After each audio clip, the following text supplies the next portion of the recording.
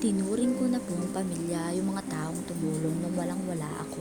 Kahit minsan na lang kami nagkikita kapag need po nila ng tulong, lalo na financial, hindi ko po sila pinapabayaan. Inilista ko po lahat ng kinautangan ko po noon. Actually, last year lang po nangyari sa akin lahat. 1.2 million pesos, ngayon po nasa 400,000 pesos na lang ang utang ko. Goal ko po na mabayaran lahat yun bago matapos ang taon. Para yung kinita ko, next year kami ng mag-iina ang makikinabang. Kaya mas tumibay po ang pananampalataya ko sa Diyos dahil talagang hindi na po pinabayaan.